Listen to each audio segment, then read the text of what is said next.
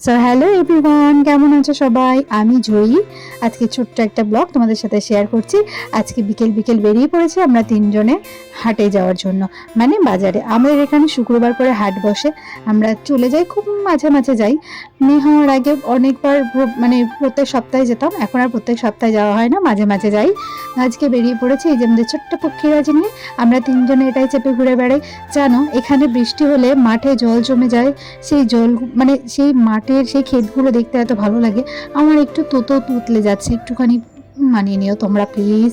তো এখানে দেখো আমাদের হাট আমরা দেখতে দেখতে চলে এসেছি। দেখো কি সুন্দর, এখানে এমন কোনো জিনিস নেই যেটা পাওয়া যায় না। মাছ বাজার থেকে শুরু করে জামা কাপড়, খাবার দাবার, ফুচকা, ফাস্টফুড, পিঠে পর্যন্ত বিক্রি হয় এখানে। সমস্ত কিছু পাওয়া যায়, কি পাওয়া যায় না সব কিছু। ভালো লাগে বেশ।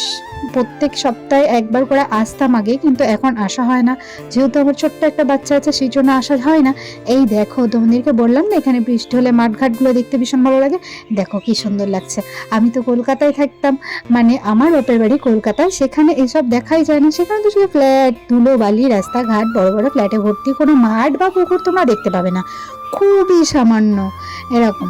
এখানটায় ওই জন্য আমার ভীষণ ভালো লাগে। আর এই দেখো কত রকমের পাঁপড়, বড়ি, এগুলো এখান থেকে কটা পাঁপড় কিনবো, দেখবে পাঁপড়গুলো যা ভালো লাগে না, আমি আসলে প্রত্যেকবার কিনি। মোবাইলের কভার থেকে, কসমেটিক্স থেকে, ব্লাউজ থেকে, শাড়ি, সমস্ত কিছু পাওয়া যায়। এই দেখো মাছ, কত বড় বড় মাছ বিক্রি হচ্ছে। আর কাদা দেখো, বাপরে কাদা যেন। বা হাটে এসে আজকে কয়েকটা জিনিসও কিনে নিয়েছি, জামা কাপড় কয়েকটা কিনে নিয়েছি বাজার করার সাথে সাথে। দেখো এখানে এই মাঠগুলো, জায়গাগুলোও কিন্তু ভরে যায়। এখন ভরেনি বৃষ্টির জন্য, হয়তো ওখানে বসেনি, কিন্তু এই সব জায়গা খালি থাকে না, পুরো ভর্তি থাকে। আর এখানে জানো তো কি হচ্ছিল, যেতে যেতে পড়ে যাচ্ছিলাম। যাই হোক, এখানে দেখো আমার মেয়েটা কি সুন্দর বসে আছে। আর হাটে এসেছি, আর ভুট্টা পেলে ভুট্টা খাবো না, সেটা কি কোনোদিন হয়? আমার সব থেকে প্রিয় খাবার ভুট্টা। আমি যেখানেই যাই, যেখানেই পাই, সেখানে খাবোই খাবো ভুট্টা একটা হলেও। তো এখানে দেখ আমার মেয়েকে দেখো, গরমে ওর অস্বস্তি হচ্ছে। ওই দেখ, চলে এলাম বাজার টাজার করে, তারপরে এখানে জামা কাপড় ছেড়ে বসে আছি। আর আমার মেয়েকে দেখো চুলগুলো কেমন করে টানছে, দেখো ওইভাবেই চুলগুলো টানতে থাকে, আমাদের শুধু শুধু চুল টানছে। আর তোমাদেরকে বললাম না পাঁপড় কিনেছি, এই দেখো পাঁপড়গুলো। একটা, দুটো, তিনটে,